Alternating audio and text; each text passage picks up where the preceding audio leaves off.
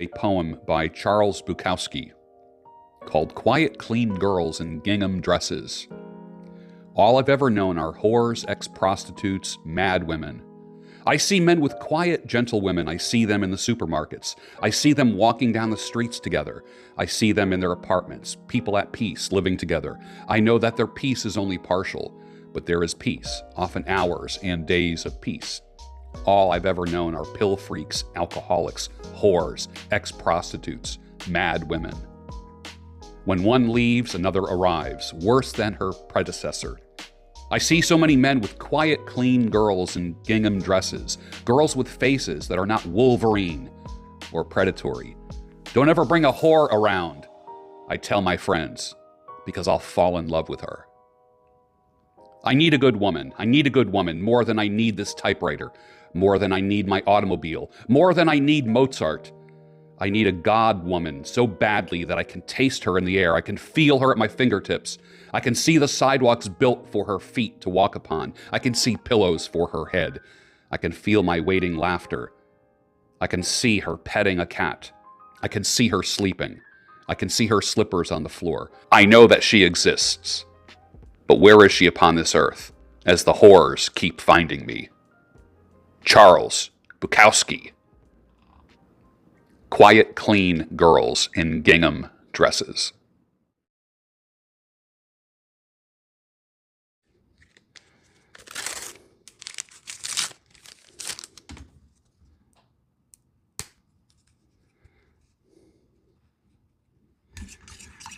Stirring the coffee with chopsticks using the vortex method, the only true way to optimize the taste of your coffee at the molecular level. Good morning. Welcome to the Daybreak Show.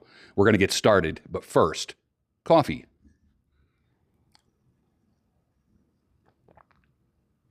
Nice.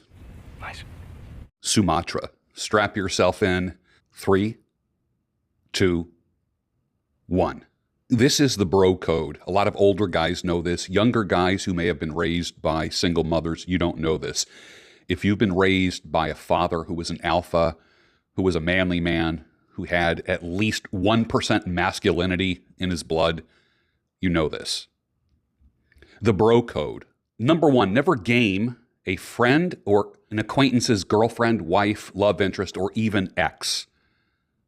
Dude gets a divorce. Dude breaks up, and then you go after his woman. There will be no gaming anyone's ex, girlfriend, love interest, or wife. Number 2, never try to comfort or aid her in any form or fashion if the man dies, is away on deployment, serving time in prison, or is away on business. And number 3, never disparage another man's girlfriend, wife, or love interest. Not just because beauty and attraction is in the eye of the beholder. It has to do with men supporting men. You don't disparage a friendly acquaintance's choice in women. Doesn't matter. Across the board, you don't do it.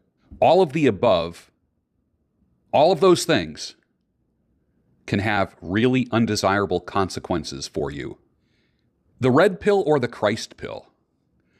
Here we go with these Christian guys doing all their binary thinking. 9 out of 10 of them are probably the snapshot, accept Christ as your personal Lord and Savior kind of guys. The altar call guys who, like, you can live a shitty life and then accept Jesus as your personal Lord and Savior. I remember the exact day and time. Bro, first of all, let me just theologically straighten your ass out. Number 1, you didn't accept Christ. He accepted you. Wake up. You don't have it within you. You were lost in your transgressions and sin. He gave you life so you can choose life. Period. But a lot of evangelical guys all over the web, especially on Twitter, the Twitter cells, someone called them Christ cells. I thought that was pretty funny.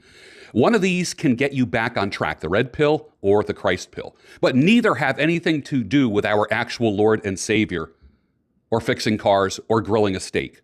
And few will understand that. Everything you need to know is in the Bible. Does the Bible teach you how to cook a steak? Does it tell you how to fix a car? Does it tell you the bro code? Say what you want. All the guys that are Christ pill, I'm not talking about God pill. That's a whole different story. The Christ pill guys on Twitter, ignore them, run from them. These guys are either porn addicts, they're jerking off too much, or they intermittently have sex and no one knows about it, but they're out there with their big crosses around their neck. How dare they even wear a cross around their neck? You know what I say about wearing a cross. But like I said, few will understand that. This is no lie, the best Southern Italian cuisine restaurant in the tri-state area, Pennsylvania, Delaware, New Jersey, pretty much the Philadelphia metropolitan area. When you go to the Kitchen Consigliere in Collingswood, New Jersey, make sure to say hello to Angelo. The average new restaurant stays open for only 3.5 years. Angelo beat those odds and is now in year 14. Find out why people love the Kitchen Consigliere. For those of you who don't understand what consigliere is, it's the counselor to a godfather, to leaders of mob families. It's spelled consigliere, but it's pronounced consigliere. Find out why people love this place and tell Angelo that I sent you.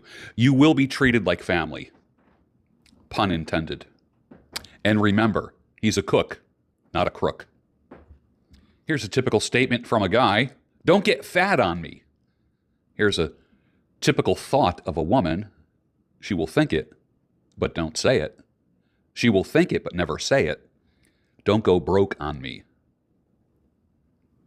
No, you don't tell your wife or your girlfriend your troubles. Talk to a trusted brother. Talk to a counselor, a business coach. Do not share your down times with your woman. Always be the rock. If you make her a rock or assume a masculine role at all, at any level in your relationship, that's the beginning of the end of the relationship. Thank me later. You pay for what you value, and you won't pay for what you don't value. And that is wisdom across the board in every area of life. There's a huge difference between Christ, actual Jesus Christ himself, right here, and the Christ pill guys, evangelicals and tradtholics. I took the word traditional and Catholic and put them in one word, the tradtholics. These guys are embarrassing. These are the same guys that say, just marry a woman who doesn't believe in divorce. Gentlemen, show me one person who ever went to the altar saying, if this doesn't work out, we'll just get divorced.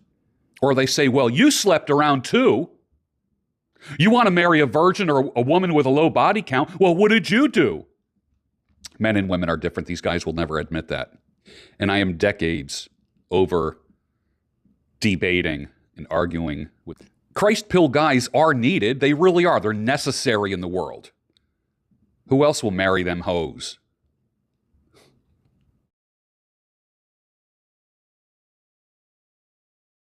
And again, Christ pill guys hate data. Oh, people have a higher chance of successful marriage. You know, the family that the family that prays together stays together. Okay. All right. Keep living in your idealistic world. Remember, there will be no idealism. Idealism kills. With many men whose parents divorced when they were young children, the only way forward is to distance yourself from your mother. The problem is you don't have enough father, or you didn't have enough father in your life, and your mother's boyfriend, friend, he's a friend of mine. Oh, you know what he knows about you? You were narcissistic and abusive. You know that, right? You already know that. But mom's boyfriend, I don't care what kind of man he is, doesn't matter, will never replace your father. Never. 99%. Some of you have stepfathers who kind of stepped up to the plate. Okay, cool. That's good. I know some guys who married women with children and they're doing well. I know a lot of guys who did and they're not doing well. It's very few that do well and raise them and correct them and guide them. I know a few people like that, and I will tell you, it's very impressive. It really is. But it's very few. It is not the rule. It is the exception. You can love your mother, but despise her deceptive and wicked ways. My son, a lot of you think that you can't leave her. Sir, you can leave her. You can leave her. It's hard to think that way, but it can be done. Silently plan, swiftly execute. No more wrestling with this in 2024. If you need help with it, I can help you make that decision and execute. If you've already decided, well, you know I say, date long, marry slow, divorce fast. When I first started saying that, years ago, over a decade ago, actually about 15 years ago, to be exact, someone said, "You're pro-divorce." I said, "I'm not pro-divorce at all. I am pro-marriage. Date long, marry slow." And if I had to kind of modify it to kind of calm down the crowds, and if you've already decided to be divorced, or if she already decided to be divorced, don't fight it.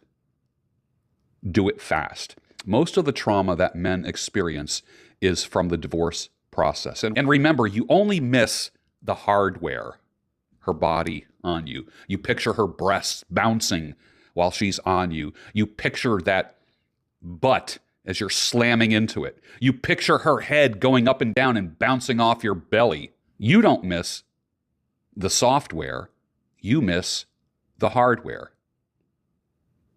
You're connected to the snapshots and the home movies that you have in your head. That is all. You don't miss the bullshit that she put you through. You don't miss the arguing. You don't miss sleeping on the couch or the spare bedroom. Not that you are keeping a record of wrongs, because I actually encourage people to make a record of rights, of what she has done right. As I like to tell men, you could have a decent marriage, but a crappy divorce, and that's what sours guys. Men get traumatized through the divorce process. A man tucks his kids into bed every night,